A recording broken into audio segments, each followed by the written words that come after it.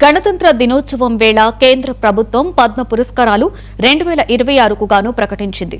వివిధ రంగాలలో విశేష సేవలందించిన 131 మందికి ప్రతిష్టాత్మకమైన పద్మశ్రీ అవార్డులకు ఎంపిక చేసి ఇవాళ ప్రకటించింది. తెలంగాణకు చెందిన మామిడి రామిరెడ్డికి పద్మశ్రీ అవార్డును వరించింది. పాడి పశుసంవర్ధక విభాగాలలో ఆయన చేసిన సేవలకి గుర్తింపుగా ఈ పురస్కారం ప్రకటించింది. అలాగే తమిళనాడుకు చెందిన నటేశన్, హైదరాబాద్లోని సిసిఎంబిలో పనిచేస్తున్న డాక్టర్ కుమారస్వామి తంగరాజుకు జన్యు సంబంధ పరిశోధనలకు గాను పద్మశ్రీ అవార్డుకు ఎంపిక చేసింది. క్రీడా విభాగంలో రోహిత్ శర్మకు భారత 3వ అత్యుత్తమ అవార్డును పద్మభూషణ్ అవార్డు ప్రకటించింది.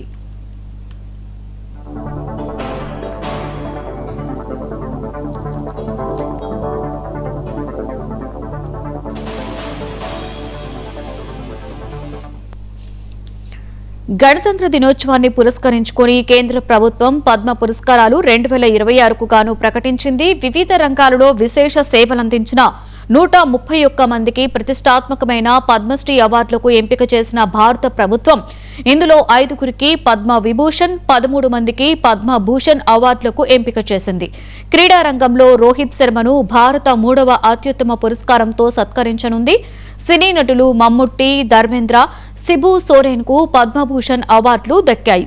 రోహిత్ తో పాటుగా ఏపీకి చెందిన గరిమెళ్ల బాలకృష్ణ ప్రసాద్ కు పద్మశ్రీ అవార్డును ప్రకటించింది. వెంపటి కుటుంబ శాస్త్రికి పద్మశ్రీ, సాహిత్యంలో కుటుంబ శాస్త్రికి పద్మశ్రీ, తెలంగాణకు చెందిన విజయ్ ఆనందరెడ్డికి పద్మశ్రీ అవార్డును ప్రకటించింది భారత ప్రభుత్వం. గడ్డమణుగు చంద్రమౌళికి సైన్స్ అండ్ ఇంజనీరింగ్ విభాగంలో, కళా విభాగంలో దీపికారెడ్డి, కళా విభాగంలో నటుడు రాజేంద్ర ప్రసాద్ కి, కృష్ణమూర్తి బాలసుబ్రహ్మణ్యన్ కి, కళా విభాగంలో మాగంటి మురళీమోహన్ కు, క్రీడా విభాగంలో రోహిత్ శర్మకు పద్మశ్రీ అవార్డులు ప్రకటించారు. దివంగత మాజీ సీఎం అచ్యుతానంద్ కు పద్మ విభూషణ్ ప్రకటించింది కేంద్రం.